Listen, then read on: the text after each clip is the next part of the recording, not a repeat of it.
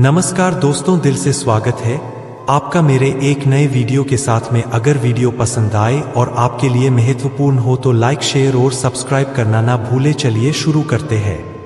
एक बार की बात है जब गौतम बुद्ध जी मगध राज्य के एक गांव में ठहरे हुए थे। गांव से थोड़ा बाहर एक मोची अपने परिवार के साथ रहता था। उस मोची के घर के पास एक तालाब था। एक दिन रोज की तरह सुबह मोची तालाब किनारे पानी लेने गया।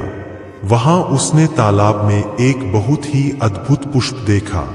वह पुष्प देखने में बहुत ही सुंदर था और चमत्कारिक भी प्रतीत हो रहा था।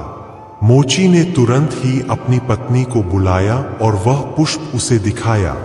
मोची की पत्नी आध्यात्मिक और धर्म में आस्था रखने वाली थी। वह पुष्प को देखते ही समझ गई कि जरूर कल यहाँ से गौतम बुद्ध जी गुजरे होंगे। उन्हीं के प्रताप से यह पुष्प खिला है। पुष्प को चमत्कारिक मानकर मोची ने एक योजना बनाई। उसने अपनी योजना के बारे में पत्नी को बताया कि वह इस पुष्प को राजा को देगा और उनसे खूब सारी स्वर्ण मुद्राएं लेगा। उसकी पत्नी ने भी सोचा कि यह पुष्प उनके किसी काम का नहीं है, इसे राजा को ही दे दो, कम से कम कुछ कमाई तो होगी। पत्नी की सहमति के बाद मोची राजमहल की ओर निकल गया। राजमहल के रास्ते में उसे एक व्यापारी मिलता है। मोची के हाथ में पुष्प देखकर वह रुक जाता है। वह मोची से पूछता है कि भाई, ये पुष्प लेकर कहाँ जा रहे हो? मोची कहता है कि मैं यह पुष्प लेकर राजा के पास जा रहा हूँ। इसे राजा को भेंट करके मैं राजा से मुंह मांगा इनाम लूंगा।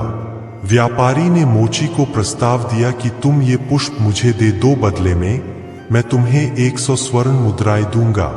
मोची सोच में पड़ गया। उसने सोचा कि जब व्यापारी इस पुष्प के लिए 100 स्वर्ण मुद्राएं दे रहा है तो राजा तो और ज्यादा देगा। यही सोचते हुए उसने व्यापारी को पुष्प देने से मना कर दिया।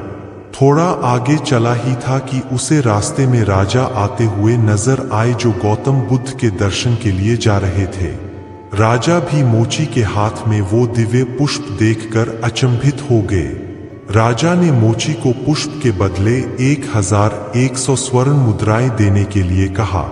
यह सुनते ही मोची के मन में एक अजीब सी चेतना आई और वह राजा को पुष्प न देकर दौड़ता हुआ सीधे महात्मा बुद्ध के पास जा पहुंचा। महात्मा बुद्ध जी मोची को देखकर हैरत में पड़ गए। उन्होंने मोची से पूछा तो मोची ने उन्हें सारी बात बताई।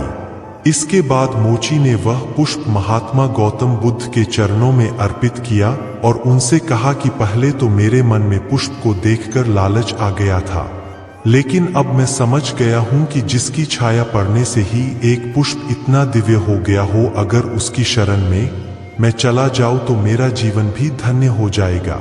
इसके बाद वह आजीवन महात्मा गौतम बुद्ध का शिष्य बनकर रहा। नमो बुद्धा।